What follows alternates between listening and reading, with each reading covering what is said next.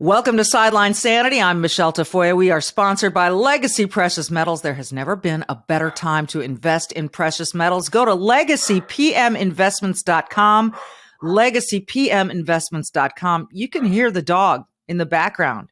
He agrees. I'll translate for you. He is saying legacypminvestments.com. Well, coming up, I get to visit with an old friend, an NFL MVP. Shaun Alexander was the NFL's MVP in 2005, and he just got inducted into the Seattle Seahawks Ring of Honor. But you will not believe some of the other aspects of Shaun's life. How many kids do you think he's raising? And what is he doing with his time post-NFL career? I love highlighting these stories that are positive and that show what an athlete can do once he hangs up the cleats. Shaun Alexander joins us next. For nearly 3 decades, she's reported the action from the sidelines. She started very young. She's covered the NBA, NFL, Olympics, and the college football and basketball national championships. And now, during these insane times in our world, Michele Tafoya thinks we need a serious dose of sanity. This is Sideline Sanity with your host, one of the sanest people on planet Earth, Michele Tafoya. Well, it's so fun to meet up with Shaun Alexander again. Before we started recording, we talked about how the Pro Bowl, I think it was the 2005 season, of course, which you were the MVP of, and the Pro Bowl happening that February. You were there. Hasselbeck was there, Matt, and we all flew out of Hawaii on the same plane, all of us with babies in our arms. I remember that so well, Shaun. Don't scare me here, but tell me how old your babies are now. Oh, man. So that baby that I was holding is now 15. 17, she's 17, and the oldest one is now a freshman in college. Oh, my goodness. And so it's crazy. And then Matt's kids they're off in college now. The youngest son, he is now, he must be a junior in high school. So like all of them are just, they were all babies, Yeah. It was crazy watching them. And we've had 10 more since then. It's unbelievable that I got to start there. You have a massive family. You have had 12 kids. Let's get the tough thing out of the way first. You lost a child at 2 months. Yeah. I am so sorry about that. I can't even imagine that kind of heartbreak. What happened, Shaun, and how are you doing with that? Yeah, so thank you for actually bringing a little tour up. That was an incredible time. Like, you live life, and we have been super blessed to have, the first 8 kids. And, Valerie, my wife, is just an amazing baby maker. I mean, so we baby like 30 minutes, and you already know, but like, I'm feeling something at 9 o'clock in the morning, 9:30, the baby's there. We're like, oh, okay, this is just great. And Tora was no different, you know what I mean? And just a wonderful, sweet little lady. And so she lived for 70 days. And so we believe that they call it SIDS, where, it's sudden unexplained, death syndrome. Right. So what happened is we believe that, she could have had a cold or kind of mucus, and she basically choked on that. And so it's just, that was hard because, you got cameras everywhere, you seeing babies move, and then you just think, okay, they're rolling over, and that's not a thing. And she did not wake up. And so rushing to the hospital, I still remember the sirens going on, and I wouldn't wish that on anybody. Your worst enemy, you'd still say, nah, you know what? As detailed and structured as our family is, to be able to see the baby in the crib, cooing, crying, going back to sleep, and you're thinking it's normal. And then you're like, oh, okay, it's time for her to get up from the nap. And you're like, she's not moving. And that drops, that surrealness of life. It's made me not take any relationship. Even you and I, we haven't seen each other in so long, I know. but I still value all of our times together when we do get together because you learn how to value every relationship so well. And it was our 15th anniversary, like the before that. And, unfortunately, the truth is our oldest child has tons of pictures and they got a little bit less for the second, a little less for the third. And then Yeah. boy was number four, tons of pictures again, a little less boy. And so we did not take all the pictures except for the day she was born over the, 3 month or 30 day, 45 days, 6 day. But we had so many pictures from our 15th anniversary, us holding her, us playing with her. And so we were really thankful. You got to find thankfulness in it somewhere. We were thankful that we got to hold her and play with her so much during picture time. And, we do it naturally, but we didn't get to take the pictures of it. And Yeah. so dear to us. We put them all over the house, and is that and our kids, we just don't forget her. We think about, and it reminds us how to enjoy each other in the present. Yeah. Oh my gosh. My condolences. I can't imagine it. You are so strong to be able to just talk about it. And this family of yours, some Mm. people would say, how can you do it? I mean, I've got two, Shaun, and I'm exhausted, Yeah, so now I see in photos like your older girls helping out with the babies. So you have some natural health built in there. My dad was one of 11 kids. So, we yeah. talk about it with him, rest his soul, but how do you do it? Uh, you know, um, Everybody has little different sets of bandwidth, and so when we were like, "Hey, we're gonna," we after three, we were like, "What if we just had like, it was all girls?" We're like, "What if we had three boys? Wouldn't six be great?" Yeah, both thought that, And then it was after five was three girls and two boys, and then six and seven were both girls, and we're like, "Oh." And then somewhere in there, we were just like, "All right, God, whatever you give us, we're gonna be cool. You've given us a great life. I've retired by this time. Yeah, whatever you give us, we're gonna be happy with." And you kind of just shift. But we would always say to a person who's like, "Man, we only can have two, we only can have four." And I'd be like, "Oh, just pray about it. Do what you do. There's no judgment. You know what I mean? No guilt, no shaming. Like, do what you do." And we just had the bandwidth for it. And I always tell people all the time, they're like, "Man, how do you feel now?" And I'm like, "Well, God said He'll give you a quiver full. This right eye is starting to quiver just a little bit." I get it. Like I get it. I'm like, yeah, when it's a lot, it's just a lot, and you don't have to beat yourself up about that. But you do have to have great priority, and we try to prioritize our kids very, very high after our relationships with God, and then me and my wife's each other. But the kids all get it. They all know, like like it's funny. You can't be a whiny 6-year-old in our house because there's a whiny 4-year-old or a 2-year-old. So so we're like, really not the baby. I'll come give you a hug, but like, let's tighten it up. And they're all like, yeah. And so we get to have healthier conversations with kids, and we get to snap being a spoiled little brat. We get to snap that out of both the girls and the boys because they can all lean into it, and we're just like, really, we expect this out of the 2-year-old, and they're like, okay, and so Yeah, they have the example of the 2-year-old, what the yeah, 2-year-old looks like. So, hey, if I'm 6, I'm supposed to be kind of a big kid now.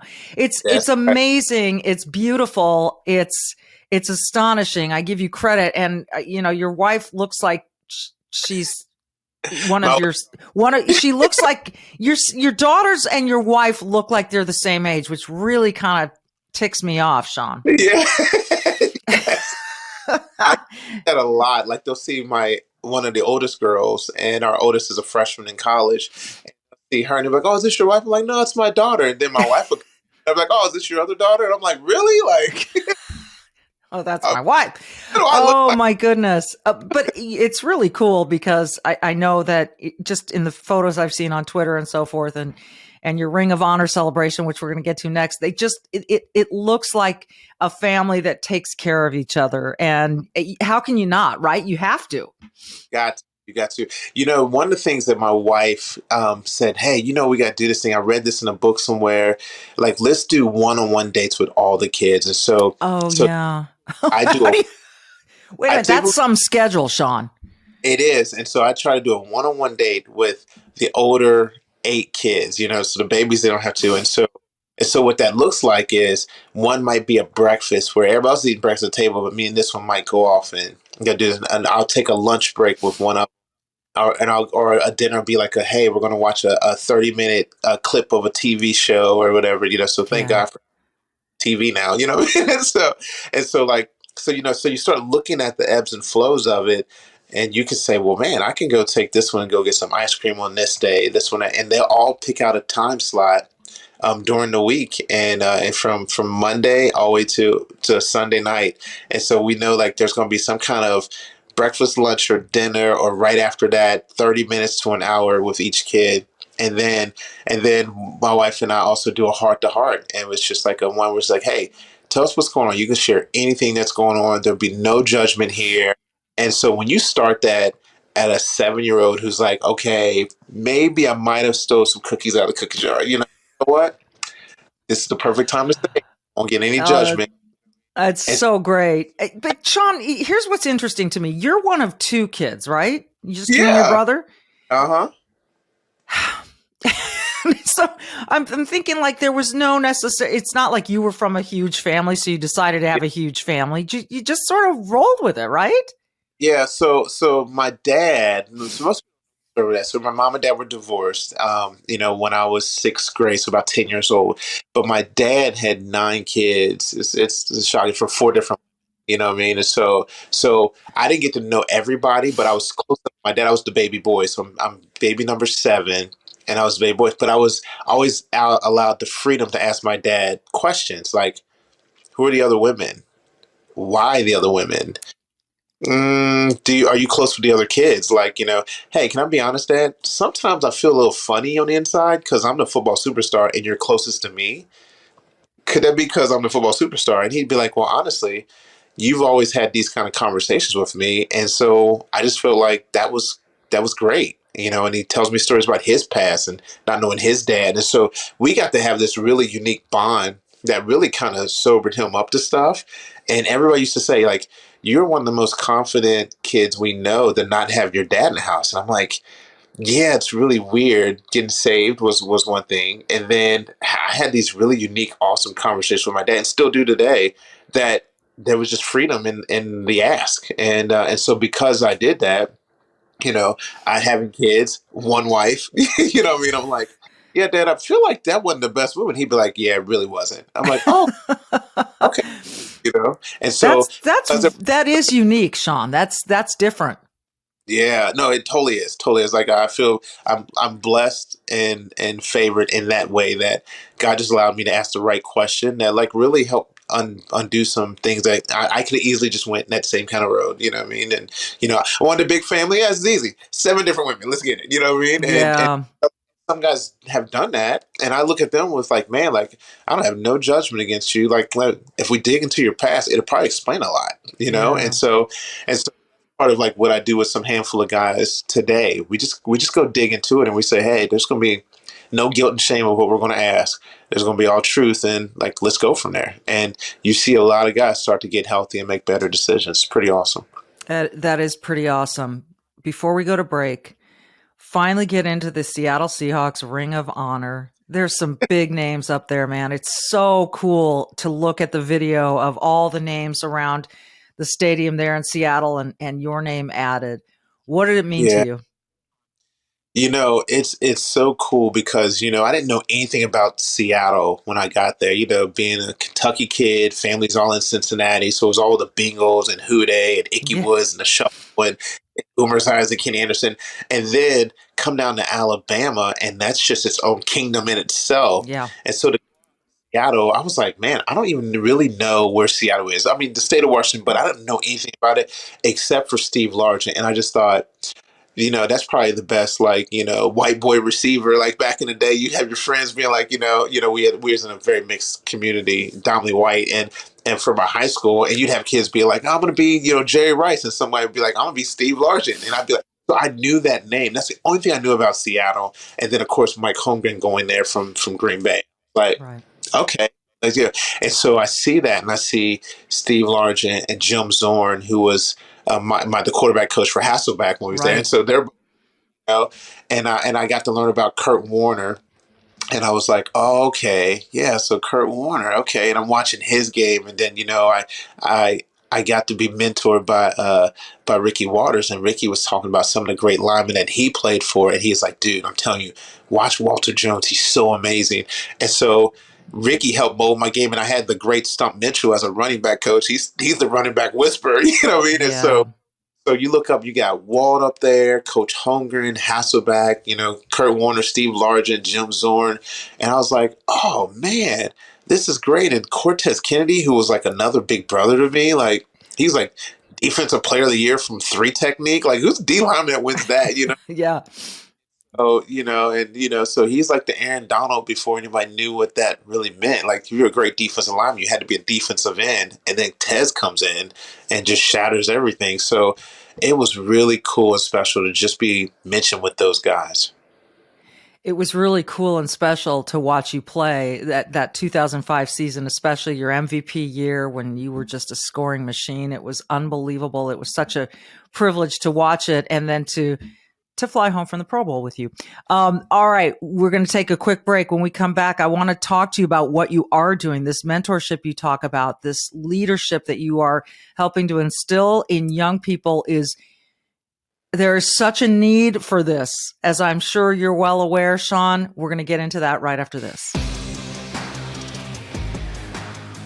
Well, in spite of the fact that the president thinks the economy is on fire, the economy doesn't look great. Inflation is high. Gas prices are high. You go to the grocery store and you leave in shock that you can't buy your normal groceries for the same amount of money that you used to. Those are the short-term issues. What about the long-term plays? Your retirement, your 401k, your IRA, all of those things. The stock market has been so unpredictable and all over the map that it's just, it's unpredictable, right? And this is where we are. So let me recommend a long-term play here, and that is precious metals, silver and or gold. And when I'm buying precious metals, I trust Legacy Precious Metals. They are the guys that I work with, and I encourage you to do the same. You can check out their website, legacypminvestments.com. They've got a free investor's guide that you can download there. I'd suggest you take a look at that, or you could just call them. Get your questions answered. Find out how your future can be impacted with an investment in gold or silver. And it doesn't need to be a huge investment, or it can be. It's up to you, and that's why they want to answer your questions for you. So give them a call. Here's the number. It is 866-528-1903, 866-528-1903. And I would recommend you do this sooner than later. Now, remember 2008? A lot of people are comparing now to then. In 2008, those who invested in gold saw huge gains. Others, they lost their retirements. So make the call, ask the questions, get your answers. 866-528-1903 or legacypminvestments.com. So, Shaun, the Professional Leadership Program, PLP, what is it? It started off because, and the stats, you hear 78% of the NFL going to be broke 2 years after they retire. Yeah. You find 80% are going to be divorced, separated from their spouse, or in an unhealthy relationship. And you're like, dang, how is it that we can make hundreds of thousands and now millions of dollars in the NFL? And, you're my sister, so I can tell you, we usually get our pick of the litter of the kind of wife that we want to have. I get it. We mess it up. Like, you mess up, you get to pick the girl of your dreams, and then you don't end up getting to stay with her when you're older. You make a lot of money, you don't get that. And I just started walking through this process of, how can I help guys learn how to lead their own lives? How can I teach them how to master the 5 F's? And so the 5 F's was just kind of like, hey, if I could tell everybody how to break down these 5 things, then I bet you that you will have a greater shot at being on the other 20%. You know what I mean? And so what are those 5? Fame. And so fame's about identity and really marketing, you know what I mean? And so I talk about, man, who are you? What's your why? What do you think you're on this planet for? What's the true you? What do you really feel about stuff? And let's take ownership of that. And it's okay. The second one is family. And so I get to talk about the family you came from, who was responsible for you, who was you accountable to, how do you set the stage for that, and how to separate the homeboys that you grew up with, because the responsibility and accountability have to be a part. And if they're not, then they're just great friends, which is the third F. And so then we talk Okay. about friends, and that's the ecosystem, the people you're around. What are some characteristics of friends? What are some different types of friends, from intimate friends, which people say if you get one, you're an amazing, lucky person. But if you get three, four, five, then that could be really healthy. All the way to, acquaintances, which are just people that are in the same building that you recognize their face. And there's like three or four low levels inside that. And you just say, man, it's okay for people to be where they are. They don't all have to be acquaintances, don't have to be intimate friends, and intimate friends don't have to be acquaintances. There's some casual and close friends. They're just different, and it's okay. And so you teach that, so then I can explain what agents are, and what personal assistants are, and marketing, and masseuse and chiropractors, and hey, they all fit in their friend category. Just put them in there and keep them in there, and you don't have to feel like most guys, and they come in my same shoes, didn't really have anything. So you want to bless everybody, let everybody feel like they all made Ah, it, and they yeah. did. But you don't have to go give it. You don't have to give them all your money. You don't have to go say yes to every adventure that you might or might not want to go on. you know, Right. you don't have to. The right friends are the right friends. And it takes you into that fourth F, which is finances, which is really how to spend money and how to make money. And it's really just a joy to let people know that spending money is all investing. If you spend it on yourself, you're just investing in yourself. If you spend it on your future, you're investing in your future. That's called savings. If you want to spend it on a friend or a family, that's called giving and philanthropic. And that's great. Like, you don't have to go and think, I got to get my mom a house.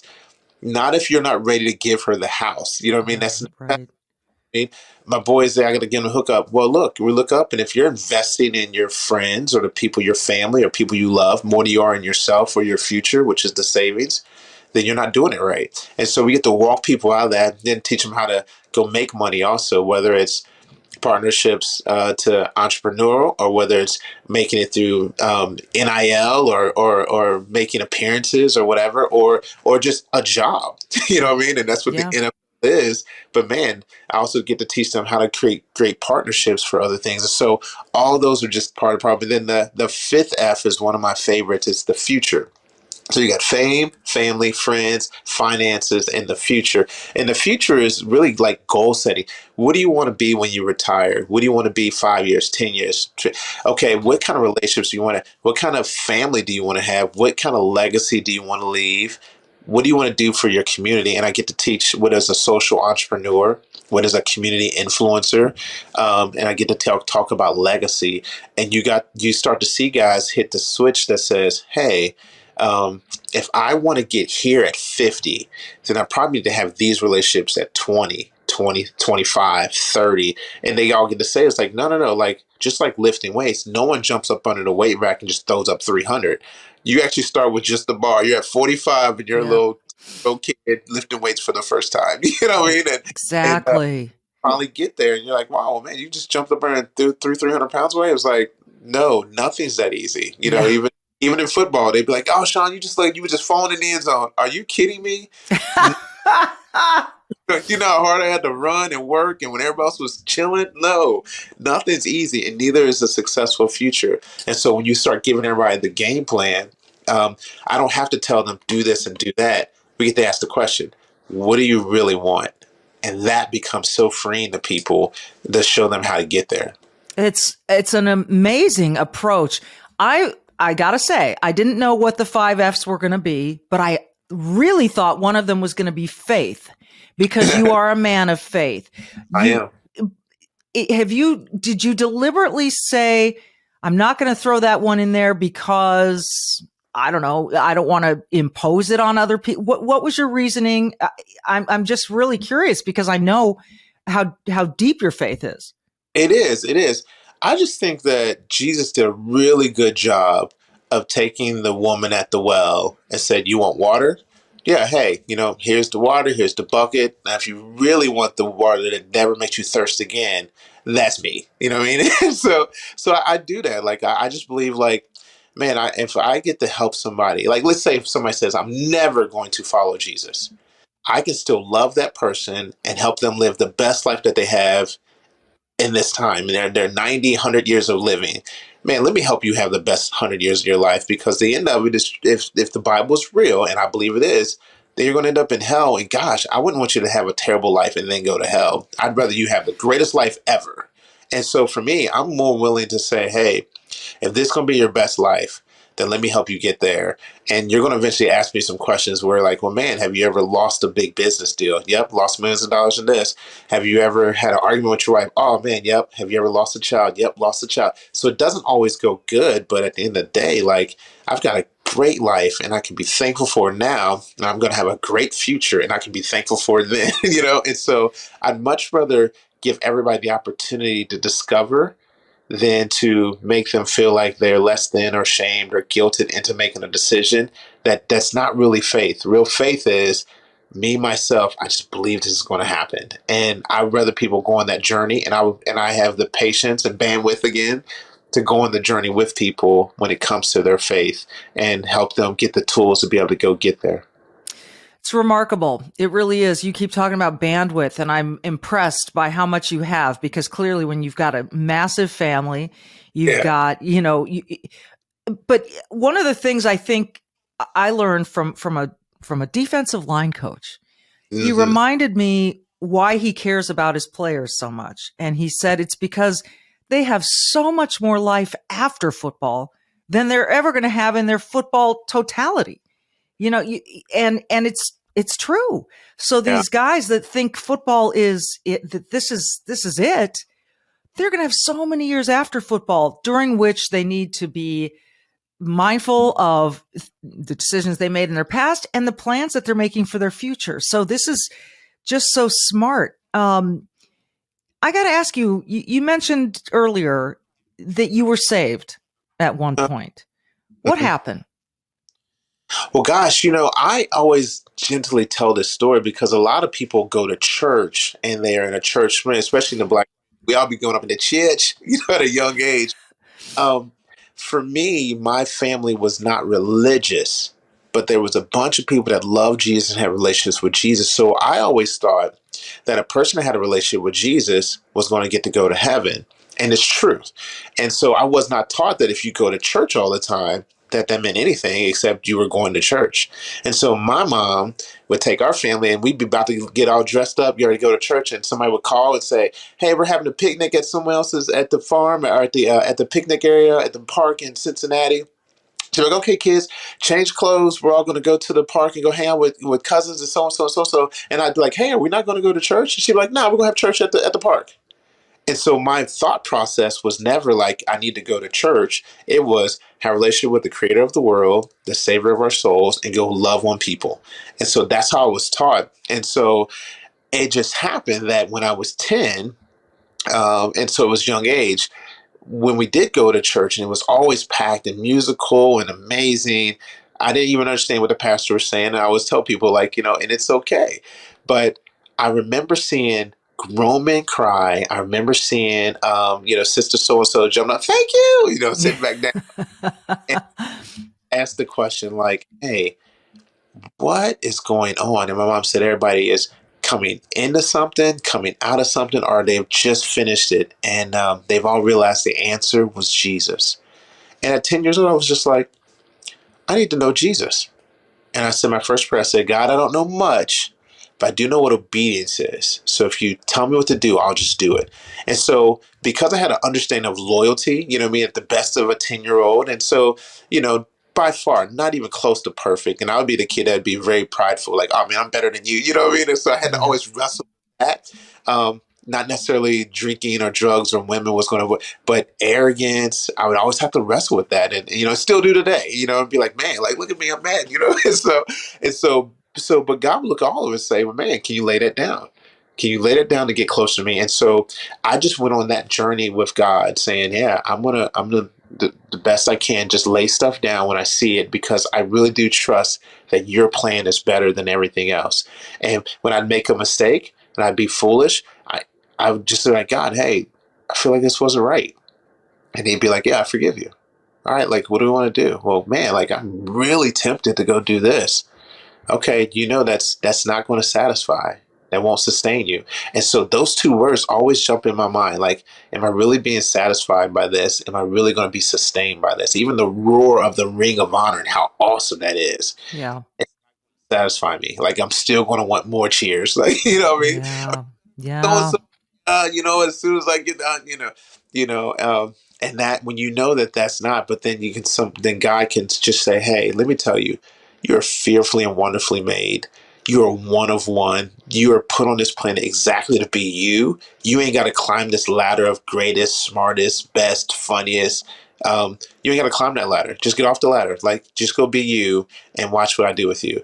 Like, all of a sudden, I became free. And I'm just like, well, man, okay, so I don't have to go sustain this image. I don't have to go make it look all pretty. You know what I mean? I don't have to. I can be honest. So, man, I struggled. I remember telling a player before, man, Shaun, you don't know. I was doing this and this at 15. I was like, are you kidding me, man? I struggle with that. And they were like, what? I'm like, we're human. I just don't have to carry the guilt. You know what I mean? I can actually just make a better decision. And so that all started at 10, and I just had the right mentors around me whispering to me that you are fearfully and wonderfully made. Hey, read this. It's going to give you some principles that are godly, and these will give you some principles of living life. And I trusted the process, and that's. It has been a remarkable life, and you're still so young. It's a beautiful thing. I've always been a fan. I'm even more so now because of what you're doing and how you're doing it. And it's just been a pleasure catching up with you. If people are interested in this professional learning or leadership program, how do they find you?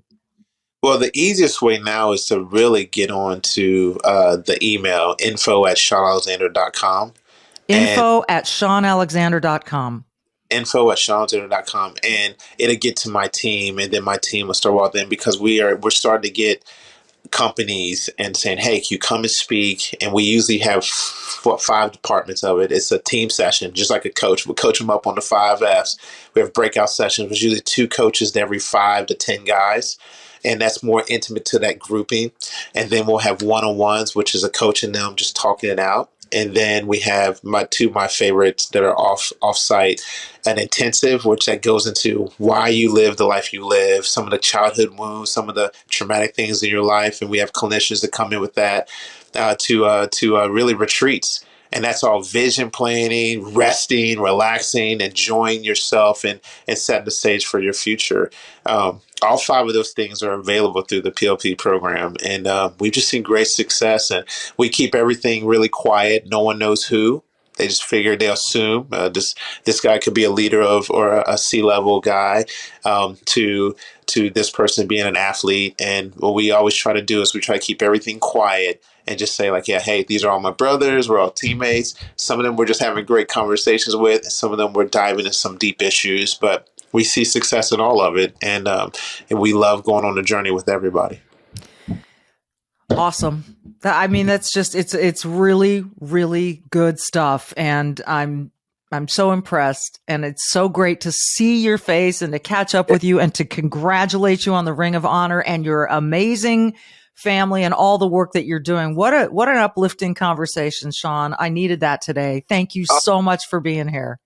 What we're about to build is the one for the women, and we've got some great women leaders that we're starting to train up now. So it's still probably a year out, but I think that that's going to be amazing, because it talks about marriage and talking about healthy relationships, and what do you do with the woman that's a great leader and has a business, and how does the husband fit in, and to the woman that's just, I'm a house mom and I'm raising kids. No. There's value in both people. Oh, amen to that. Yeah, and so that's going to be the next spinoff of the PLP for women. So I'll call you in when it's time and let you come. I probably need to be on the listening end of that, but I'd be honored to participate in any way. It sounds amazing. Yeah. He is Shaun Alexander, and for those of you looking for the website, it's SHAUN, that spelling of Shaun, Alexander.com, and get on that email list and find out all the amazing things that he's doing. It's like I said, this has just been joyful and uplifting and motivating. He's Shaun Alexander. I'm Michele Tafoya. Thanks for listening to Sideline Sanity. Be brave, do good, like Shaun is. Have a great day, everyone.